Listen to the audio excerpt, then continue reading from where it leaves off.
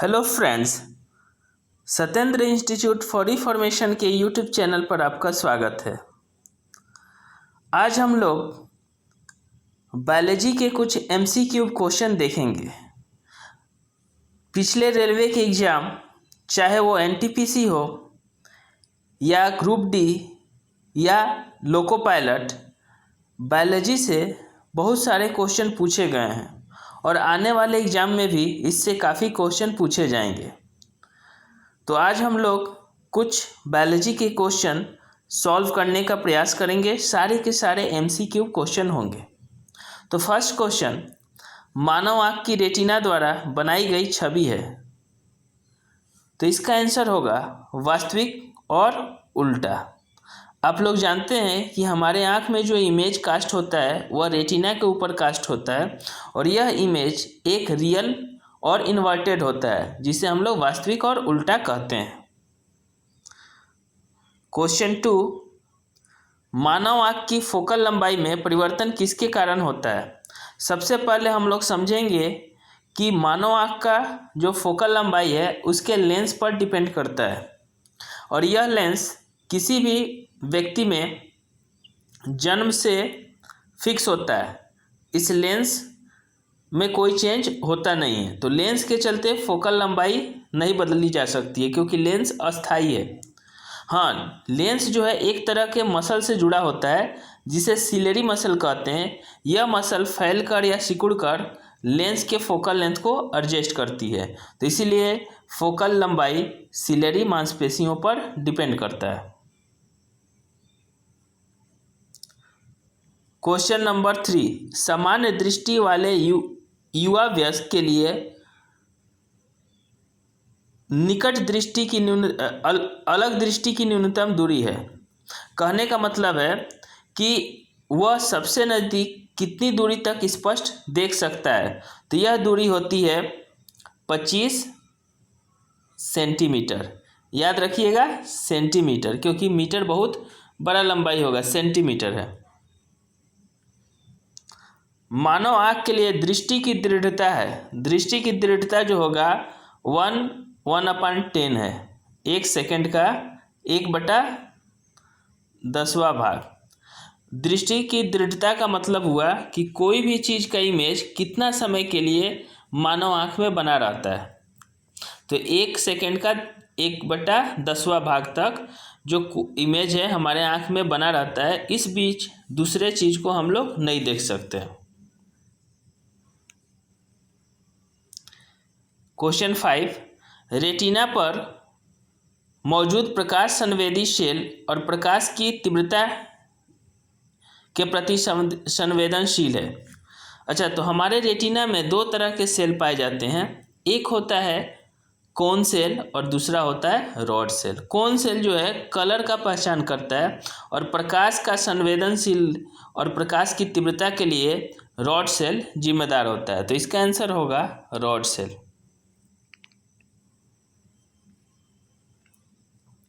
Question 6, मानव आँख के काम के लिए जिम्मेदार प्रकाश की घटना। मानव आँख जो होता है, ह्यूमन आई में कौन सा फेनोमेना होता है वो बताना है। तो यहाँ पर जो है हम लोग जानते हैं कि आँख जो है एक कैमरे के प्रिंसिपल पर काम करता है। आँख में एक लेंस होता है और इस लेंस पर पड़ने वाले प्रकाश रिफ्रैक्ट होते हैं, अपवर्तन होता है और अपवर्तन के फलस्वरूप वो रेटिना पर कास्ट होते हैं और इमेज बनाते हैं। क्योंकि लेंस भी अपवर्तन रिफ्रैक्शन पर काम करता है और यहाँ भी एक लेंस है, तो यहाँ भी क्या होगा, अपवर्तन ही होगा। क्वेश्चन 7, कोहरे, धूल या धुएं से निम्नलिखित में से कौन सा रंग कम बिखरता है। अगर हम लोग कलर स्पेक्ट्रम को समझें तो इसे हम लोग क्लियरली पकड़ पाएंगे।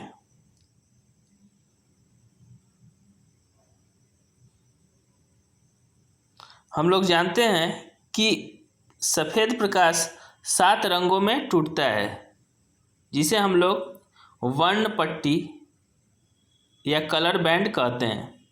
VIG,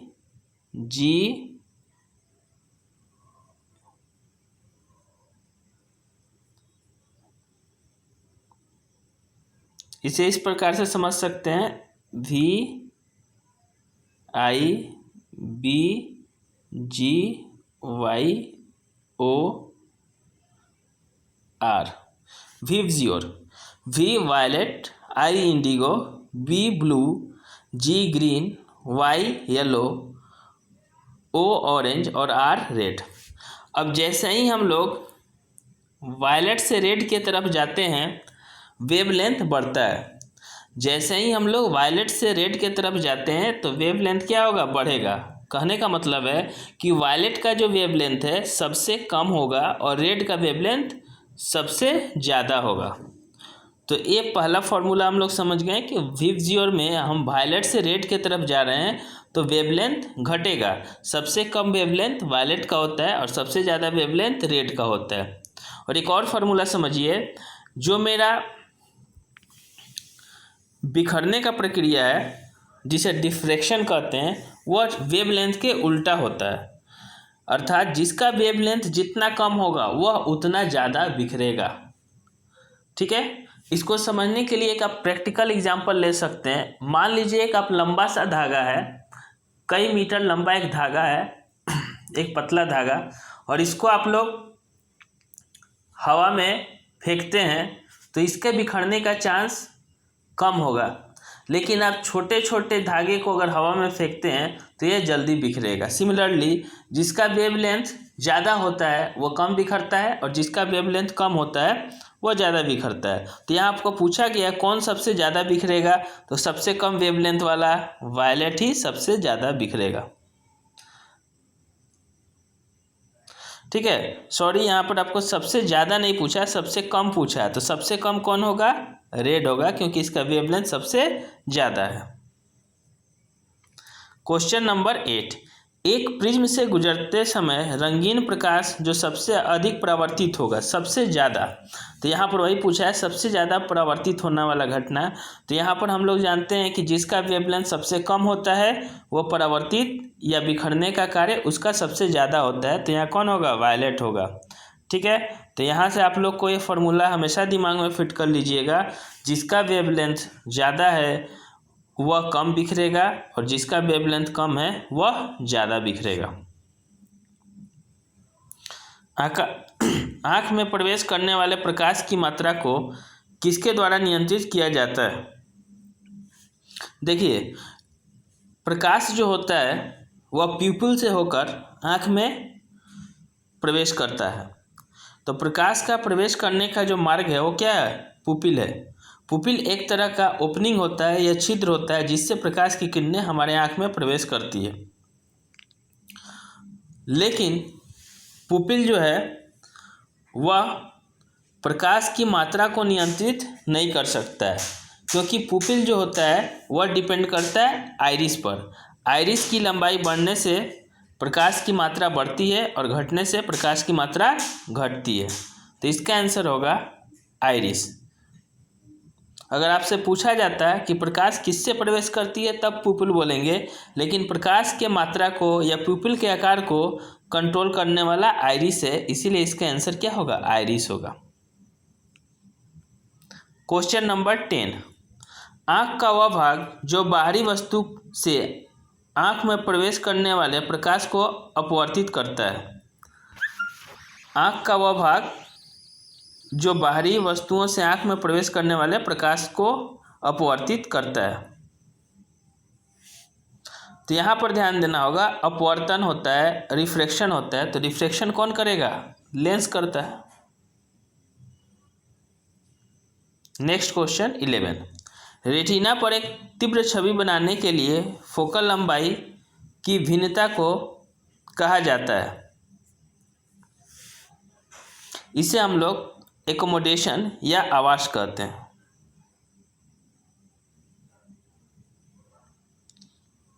मानव आँख में छवि बनती है रेटिना के पीछे, रेटिना के सामने या रेटिना पर। हम लोग जानते हैं कि मानव आँख में जो छवि होती है वह रेटिना पर बनती है। एक नॉर्मल आई का बात हो रहा है जिसमें कोई डिफेक्ट नहीं है। तो एक नॉर्मल आई में जो छवि बनती है वह रेटिना पर बनती है। अगर इसमें डिफेक्ट आता है तो या तो रेटिना के पीछे बनेगी या रेटिना के सामने बनेगी। यह एक तरह का डिफेक्ट है जिसे हम लोग दूरदृष्टि दोष या निकट दृष्टि दोष के नाम से जानते हैं, लेकिन जो नॉर्मल होता है रेटिना पर बनता है। क्वेश्चन नंबर 13, प्रकाश एक पारदर्शी झिल्ली के माध्यम से आंख में प्रवेश करती है जिसे कहा जाता है।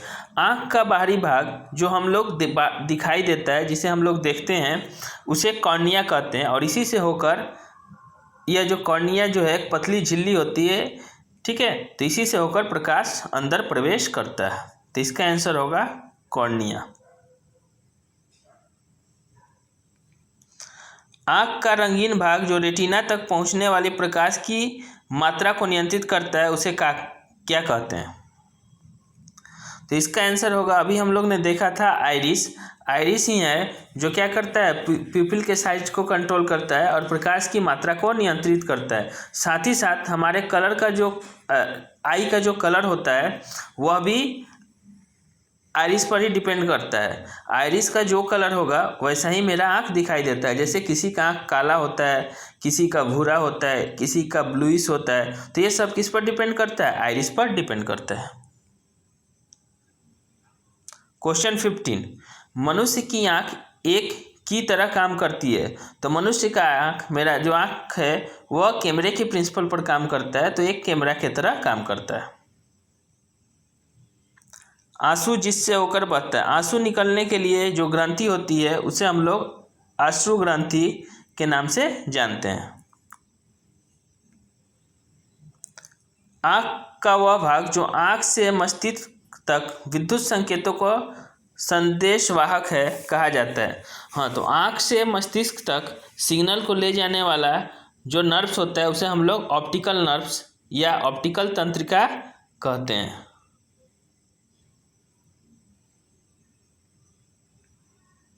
क्वेश्चन 18, आँखों की सुरक्षा के लिए अपने आप बंद हो जाता है। आँखों की सुरक्षा के लिए अपने आप बंद हो जाता है। तो यहाँ जो पलक जो है वह एक शटर का काम करता है। जब भी बाहरी धूल कण आँख में प्रवेश करना चाहते हैं तो यह अपने आप बंद हो जाता है। आँखों की दोहरी दृष्टि के संयोजन की क्षमता को कहा जाता है। दोहरी दृष्टि के संवेदन की क्षमता को हम लोग द्विदृष्टि के नाम से जानते हैं। द्विदृष्टि, बाइनोकुलर विजन। सामान्य दृष्टि वाला युवा वयस्क के लिए सबसे दूर का बिंदु, देखिए हम लोग तो जान चुके हैं सबसे नज़दीक देखने का जो क्षमता होता है वो होता है 25 सेंटीमीटर, अर्थात आँख के करीब 25 सेंटीमीटर तक ही हम लोग क्लियर देख सकते हैं। उससे ज़्यादा और नज़दीक जाएंगे तो हमको यह दिखाई नहीं देगा। इसे हम लोग निकट बिंदु कहते हैं। हाँ, अब दूर में कितना दूरी तक दिखाई देता है, तो सबसे अधिकतम दूरी जो है उसे हम लोग इन्फिनिटी या अनंत मानते हैं। थ्योरेटिकली यह क्या इन्फिनिटी या अनंत है, जिसके कारण हम लोग अनंत दूरी पर स्थित तारे को देख सकते हैं।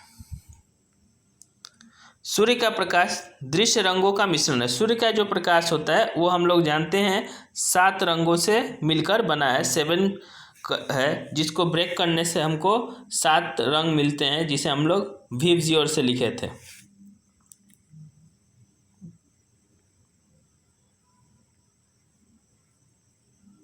विबजियोर, यहाँ पर आपको 7 रंग दिखाई दे रहे हैं। ग्लास प्रिज्म का प्रभाव केवल 7 रंगों को अलग करने के लिए है।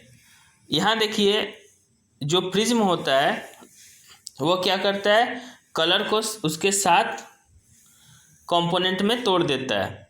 वह कलर कैसा होना चाहिए, सफ़ेद प्रकाश को, चाहे वो रोशनी सफ़ेद रोशनी हो या बल्ब का प्रकाश हो या सूर्य का प्रकाश, इन सब को। इसलिए इसका आंसर क्या होगा, ऑल होगा।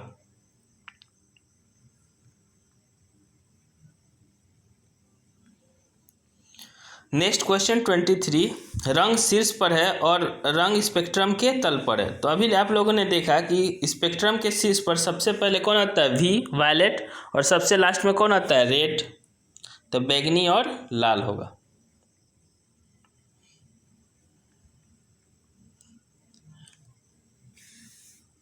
कांच के प्रिज्म के साथ प्रयोगों की खोज किसने किया कि सफ़ेद प्रकाश में 7 रंग होते हैं। वाइट कलर का लाइट या सनलाइट 7 कलर्स में ब्रेक हो जाता है, इसका पता न्यूटन ने लगाया था। उन्होंने ही पहला बार वर्णपट निर्मित किया था। वह प्रकाश जो किसी प्रिज्म से गुजरते समय सबसे अधिक अपवर्तित होता है, सबसे ज़्यादा अपवर्तित कौन सा होगा? सबसे ज़्यादा कौन बिखरता है? जिसका वेवलेंथ सबसे कम होता है। तो इसका आंसर मेरा क्या होगा? ये हो जाएगा वायलेट, क्योंकि वायलेट का वेवलेंथ सबसे कम होता है।